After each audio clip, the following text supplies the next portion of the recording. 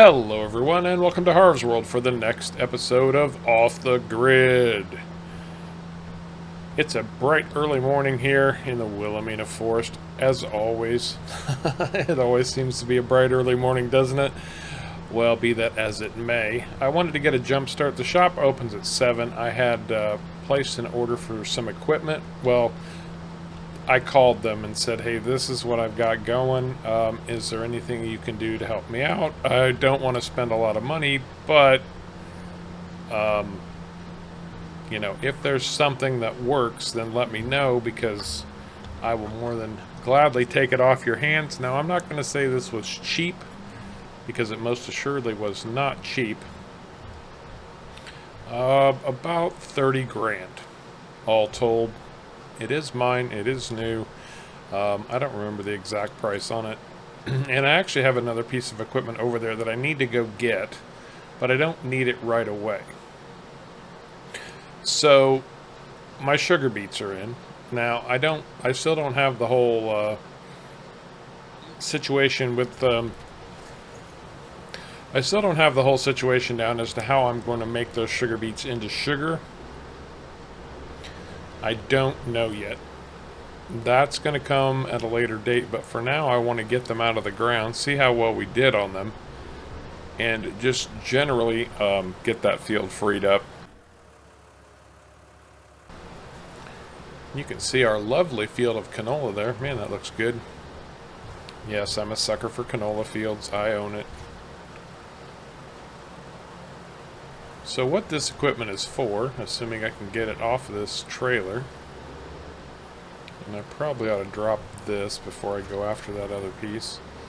This is going to harvest those sugar beets for me, and it's not that different actually from the potato harvest that we did a while back, a long while back actually at this point. The bad part is it's not going to load these into a trailer, so I'm going to have an extensive loading process to get them into a trailer. But, well, you'll see exactly how these are going to function here in just a minute, because I'm going to get to work on these sugar beets, get them out of the ground, and then show you a few other things. What else have we got going on here? It looks like our soybeans are done. And sunflowers are partially done. That field is behaving very strangely. Half on, half off. And there's no wax involved. You know, wax on, wax off. Yeah. Anyway, moving right along. So basically what this is going to do for me, well, the front is going to chop the greenery off those sugar beets. You may have guessed that by now. We fire that up and turn it on. And then the back is going to pluck them right out of the ground. With a little bit of luck. Keep our fingers crossed. Make sure everything functions the way it's supposed to. Oh, look at that. There they go. Sugar beets. Outstanding. Absolutely outstanding. Look at that thing go. Ooh, that kicks up the dirt though, doesn't it? And yeah, I didn't get a good first row on this, but that's okay. There's always something to come back and clean up. So yeah, the tricky part about this isn't the harvesting of them, getting them out of the ground. That's going to be pretty basic. The hard part about this is going to be the picking them up, which was a very long involved process on the potatoes. I don't know if you remember those or not, but yeah, they were quite the challenge. Now I'm going to have to test it. I'm not completely sure yet.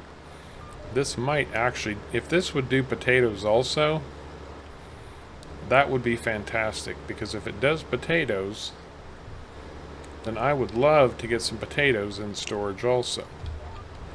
That would be... No, don't go down the same row. Yeah, that's a good tractor. Good tractor. I guess I still don't have this whole global positioning system thing quite sorted out yet. Let's see how nicely that's just chopping the green off there. And then The front is digging these out. They're going around this little turnstile doohickey on both sides and then dumping right out the back. That's pretty slick. That's a pretty slick little machine right there without spending $500,000 for some mammoth whatever whatchamajigger. You know what I'm talking about. I know you know what I'm talking about. Now, as far as the home plots go, some of you might be wondering, since we put that out there, whose name is going on what plot? Well, as of the recording of this episode, I don't know yet. I'll tell you that right now, because what I'm going to do is just to keep everything above board. Now, I'm recording this on Tuesday, so I'm a little bit ahead of schedule. Wednesday afternoon, there will be my weekly Wednesday afternoon stream at 3 p.m. And I am going to do that during the stream, just so everybody can see that I played no favorites, that it was an honest lottery for the plots. What I will probably do is hand the names off to somebody. They will assign them numbers, and then I will have the Wednesday audience pick the number, whatever name is closest to the number that was chosen. That will be the person who gets their name on the plot. Now, let me say this up front. I've had an idea, and that's always scary when Harv starts having ideas. That could go badly. But no, I think this is a good idea. So even if you don't get your name on a home plot, I think I've come up with a way to make sure that everybody gets included. Even if you don't get one of the plots, I think those of you who opted in, if you will still get a little bit of a reward. So keep your eyes peeled for that. I'm 99% certain that Sunday's episode of Off the Grid will include those names. So, with all of that said, I haven't really done any more work on the home plots directly, although, and I apologize because I don't remember your name just off the top of my head, but I did put some markers down there because there's a bend in the road that goes up to plots 5 and 6, and that would be pretty easy to drive off the edge. So I've got some reflective barriers up there now so that people don't go driving off into the forest. It'll be much easier for them to see what they're doing and how they're doing, or how they're doing up that road. Man, this is doing a very nice job. And I don't know if you remember, those potatoes that we did before, they took for bloody ever. And yeah, I missed just one little tiny row right down through here, but that's not bad. Not bad at all, just a little tiny bit of cleanup. Look at that. That actually turned out really well. Really well indeed. I am impressed. Very impressed with this harvester. Not too shabby. Not shabby at all. And like I said, if this will do potatoes also, and one of these days we might just find out, fingers crossed, because man, a good baked potato right now sounds really good. What do I need to do at this point? Well, I need to run back to the shop because I do have one more piece of equipment to pick up, and then I need to see about collecting those sugar beets, because that's gonna kind of be a priority. Well, this turned into a bit more of a nightmare than I was anticipating, I have to say. So I've got this piece of equipment. It cost me less than $6,000, so I can't complain about that. I brought it back up to the homestead and tried hooking it up to my trailer, and my trailer won't work. It's too heavy. So I went back over to the shop. The shop said, well, we can rent you a trailer. And so that's what I ended up doing. I ended up renting a trailer from them. Now what this thing is supposed to do for me is, if I unfold it like so, oh yeah, that fits that trailer perfectly. Thanks guys. Anyway, I guess we'll find out. So I turn this thing on, I drop it down, and it should collect my sugar beets and drop them right into this trailer. I'm going to set my speedometer down or my cruise control down just a little bit. This should go fairly quickly though, and it seems to be doing exactly what I paid for it to do. It looks like I'm still going a little bit quick, and I'm off my track because I'm paying more attention to there. That's better. That's better. I just need to stay right down the middle. Yeah, so this is going to do all right. Although we're still missing a lot, aren't we? Well, that's okay. It's the whole new girlfriend theory. If you remember that from back in the day. All I know is I remember those potatoes when I did them.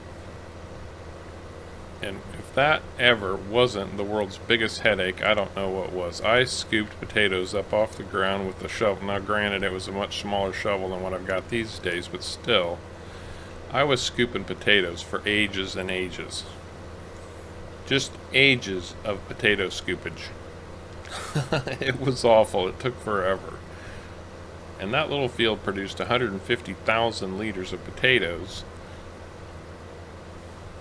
And of course, they're all gone now. They were lost in the proverbial translation. I'm not full. So what's going on here? It appears this thing is a little bit fickle.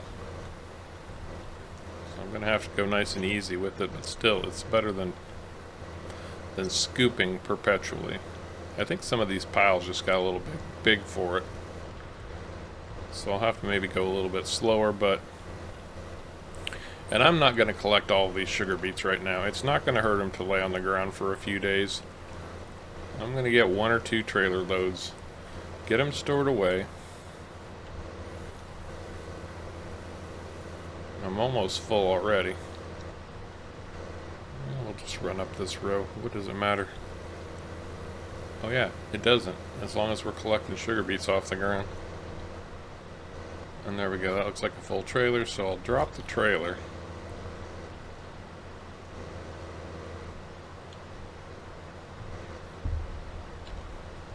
Get this thing out of the way. It's gonna be a fickle mistress, I can tell that already.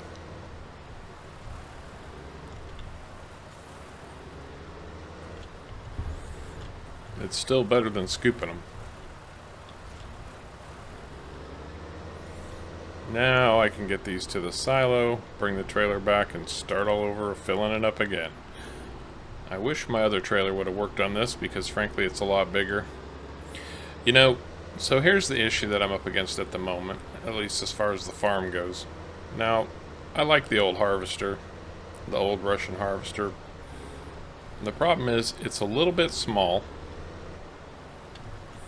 and I'm really limited as to what kind of trailers I can use with it because, well, the pipe sits very high, or the pipe sits very low, and most trailers are too tall for it. I mean, this trailer right here would be too tall for my harvester. So, you know, I traded in my big trailer to get the lower profile one that I have now. But now that doesn't want to work with my my sugar beet scooper thingy. Although it's not just limited to sugar beets, it will pretty much pick up anything off the ground, which is nice. If I've ever got stuff I need to collect, then that will do it for me.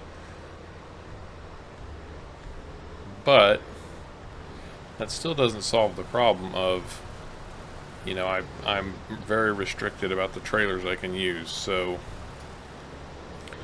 I will want to get that resolved at some point, and that probably means trading in my old harvester and getting something different. But that's going to be an expensive proposition. Come on, are we close enough? There we go.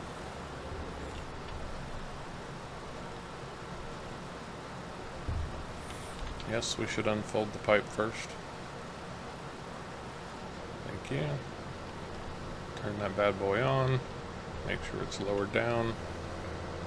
And start back down our field again. So I'm going to collect a couple more trailers of sugar beets, I think. Like I said, I know I'm not going to get all of them.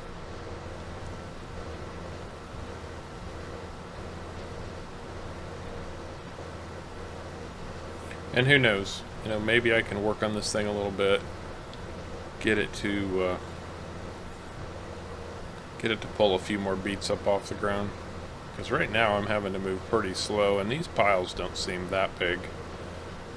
But it's still better than scooping. Well, that's the third trailer load of sugar beets. That's 63,000, and I'm not even halfway done with that field yet. Yeah, those beets are going to yeah, you know what I'm talking about. Yeah.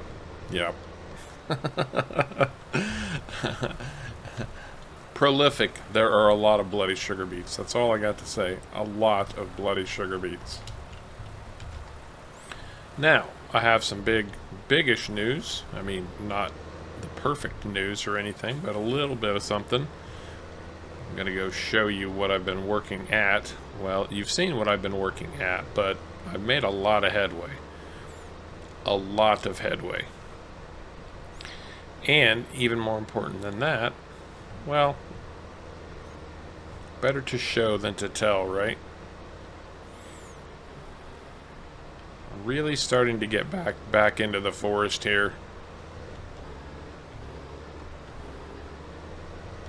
And you can see I have pulled my logs. I've pulled my logs out, most of them down toward this end, just to clear them out of the way. I have not removed all of the stumps yet. There's still plenty to hunt down and remove, which will be its own challenge because stumps are sneaky. That's right. Stumps are sneaky. Yeah, there's a bunch right through here. Here's that split that we came to. We call this the Robert Frost turnoff. And I do have a few more log piles down on this, and they were just too far away to move. But I am way back here now. Look at this. Look how far back we've gone. Logs everywhere. And not a sawmill to process them. Not yet anyway, but I think I have found the home for the sawmill. I was looking in through here. I got to this spot and just going through the forest a little bit, and there's a nice openish area right in through here. Now it's going to require a little bit of leveling out to put the sawmill in, but not too much. So I think I've reached the end of the line here. Now there are a whole bunch of deadwood trees back here that would need to come out anyway. I haven't gotten all the deadwood out, but whenever I come across some, I do try to cut it down. It's not doing the forest any good.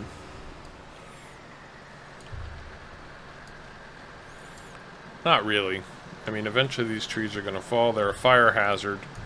We don't want any forest fires. As Smokey the Bear says, only you can prevent forest fires. Well, I guess we're going to do our part by getting rid of some of this deadwood here. I'm leaving some awfully big stumps behind. Those are going to be a real challenge to get taken care of or get past, which is never a good thing.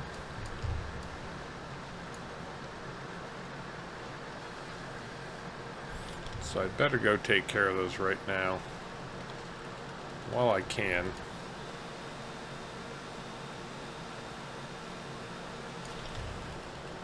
Now, normally I would just use the stump grinder for this because it's a lot quicker, but That seems just like an awful lot to pull another tractor in here. Or seems like a bit much to pull another tractor in here. Yeah, I need to push back just a little bit more.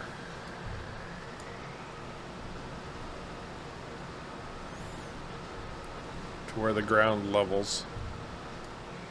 But you can see we are plenty far away from the homestead at this point. That's what I really wanted, was I wanted to be away. I'd like to go to work for a change. Which seems a little bit counterintuitive. I mean, it's still my work and it's work I will be doing.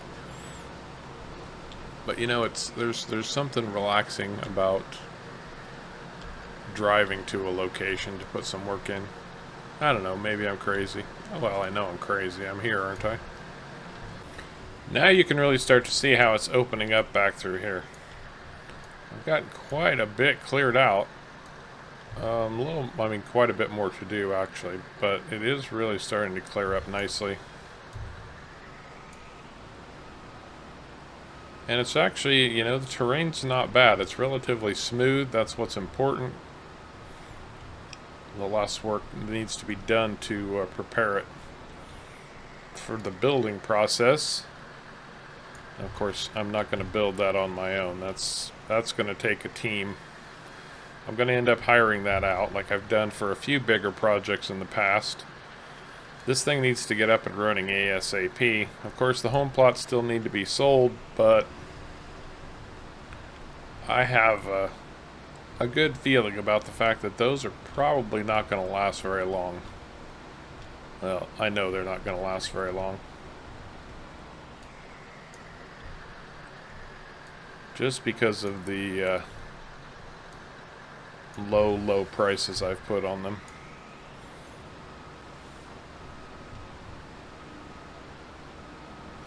Yeah, that's coming out quite nicely. Won't be too much farther, and I think I'll have space cleared for the sawmill. So much of the logging back in here. Well, it's the Willamina forest. What do you expect? I mean, yes, we expected to do a lot of logging coming back here. In fact, that's kind of the whole point of the sawmill. If you think about it. Yeah, that's kind of the whole point. Well, I'm going to try to get some of these stumps out of here because, quite frankly, it's getting a little bit challenging to maneuver. I'm really pushing back in, and this is opening up beautifully, absolutely beautifully. I'm almost tempted to move the homestead back here. Almost. But that would sort of defeat the purpose of keeping it away from the sawmill, wouldn't it? Yes, that would completely defeat the purpose. Besides, I've got a beautiful lakefront cabin right now, so I will gladly keep that. And yes, I hit some of these bushes sometimes just because I'm sure that stumps love to hide in them.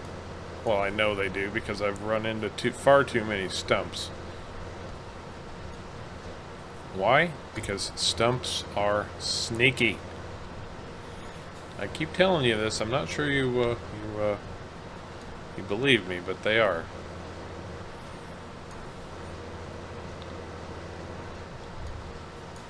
See, there was one right there. He tried to sneak by. He tried to sneak and get away from me, but to no avail. Oh, see, there's one back there, hiding in the grass. A veritable stump in the grass. Come on, brother. And see, this is still much faster than using the chainsaw. Much faster indeed. Well, that looks pretty good. Yeah, here's hoping. Here's hoping.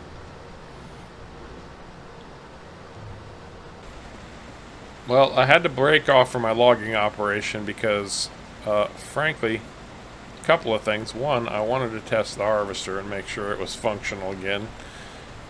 I mean, it's not like I didn't put that belt on and then make sure everything was running, but it's a little bit different.